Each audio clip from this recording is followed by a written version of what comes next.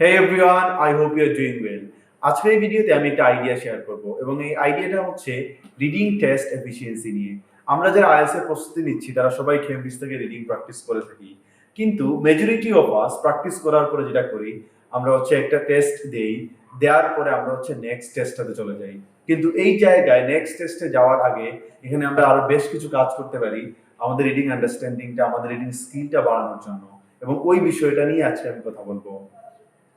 একটা reading test দেওয়ার পর এই রিডিং টেস্টটা নিয়ে আমরা মিনিমাম আরো 3টা কাজ করতে পারবো। তাহলে সেগুলো কি?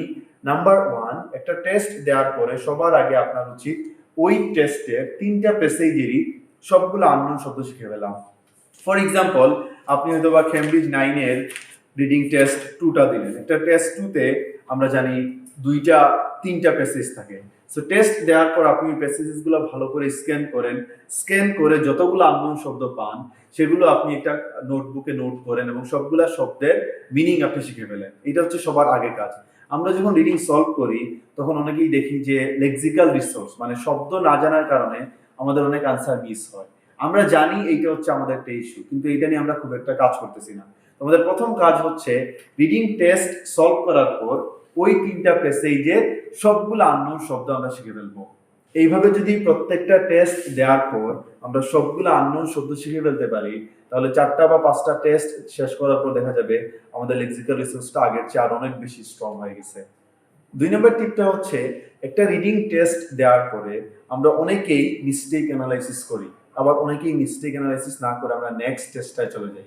কিন্তু একটা টেস্ট দেওয়ার পরে ওই টেস্টের যদি আপনি ভুলগুলো অ্যানালাইসিস না করেন, আপনি যেই প্রশ্নগুলো ভুল হলো সেগুলো কেন ভুল হলো, আপনি ওই বিষয়টা যদি অ্যানালাইজ করে না বের করেন, তাহলে কিন্তু আপনার স্কোর ইমপ্রুভ হবে না।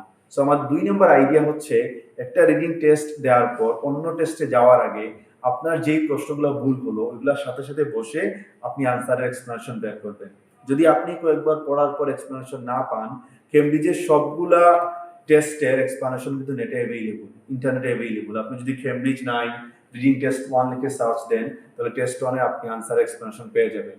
এইভাবে প্রত্যেকটা টেস্ট দেওয়ার পর সবগুলা টেস্টে আপনার যে ভুলগুলা হবে সেই ভুলগুলা, সেই মিস্টেকসগুলা আপনাকে অবশ্যই অ্যানালাইসিস করা লাগবে।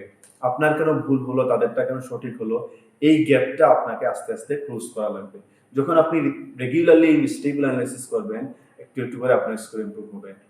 Our final tip for today, and this one is the most important one, is that একটা টেস্ট দেওয়ার পরে এই কাজটা আমার মনে হয় যে 10 জনের মধ্যে আমরা 8 জনই করি না।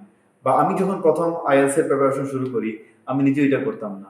এন্ড দিস ওয়ান ইজ একটা টেস্ট দেওয়ার পরে ওই প্যাসেজেসগুলো আবার ভালো করে রিডিং করা। আমরা জানি একটা রিডিং টেস্টে 3টা প্যাসেজ থাকে, কিন্তু মোস্ট অফ আস আমরা হচ্ছে টেস্ট সলভ করার পর ওই প্যাসেজেসগুলো কিন্তু আমরা রিডিং পড়ি না। এটা একটা বোকামি। একটা টেস্ট দেওয়ার পরে আপনি ওই প্যাসেজেসগুলো আবার ভালো করে পড়েন। 2টা কারণে আপনার পড়া উচিত। নাম্বার 1 ইজ দ্যাট রিডিং এর যে প্যাসেজেস যেগুলো থাকে এগুলো বেশ ইন্টারেস্টিং টপিকের উপর থাকে। সো আপনি যদি একটু মন দিয়ে একটু আপনি রিল্যাক্স হয়ে প্যাসেজগুলো পড়েন, আপনি খুব সুন্দর সুন্দর স্টোরি জানতে পারবেন। এবং এখানে যে স্টোরি যেগুলো থাকে বা যেই মূল যে স্টোরিটা থাকে এটা কিন্তু একটা রিয়েল ইভেন্টের উপর বেস করে থাকে। সো আপনি যদি এই প্যাসেজগুলো পড়েন তাহলে আপনি 3টা ইন্টারেস্টিং স্টোরি জানতে পারতেছেন। এটা হচ্ছে প্রথম প্লাস পয়েন্ট। 2 নম্বর বেনিফিট হচ্ছে আমাদের যেই কারণে রিডিং স্কোর ফল করে তা হচ্ছে আমাদের রিডিং আন্ডারস্ট্যান্ডিংটা ভালো না, মানে আমরা পড়ে বুঝতে পারি না। সো আমি যদি একটা টেস্ট দেওয়ার পরে এই 3টা প্যাসেজ ভালো করে সময় নিয়ে পড়ি, তাহলে আমি আমার রিডিং আন্ডারস্ট্যান্ডিংটা নিয়ে কাজ করতেছি, যেইটা আমি যখন নেক্সট প্যাসেজ সলভ করব, নেক্সট টেস্ট দিব, তখন ওই প্যাসেজটা পড়ে আমার জন্য বোঝাটা সহজ হবে। সো আমার 3 নাম্বার টিপ বলি বা আইডিয়াই বলি, এটা হচ্ছে একটা রিডিং টেস্ট দেওয়ার পর ওই টেস্টের 3টা প্যাসেজ আমরা অবশ্যই ভালো করে পড়ব। আমরা যতক্ষণ না পর্যন্ত এই 3টা প্যাসেজ ভালো করে পড়তেছি আমরা নেক্সট টেস্টে যাব না। অনেক বেশি টেস্ট সলভ করার চেয়ে আপনি যেই টেস্টগুলো সলভ করতেছেন সেগুলো কতটুকু ইফেক্টিভলি, সেগুলো কতটুকু এফিশিয়েন্টলি করতেছেন, এইটার উপরই আপনার ফাইনাল স্কোরটা ডিপেন্ড করবে।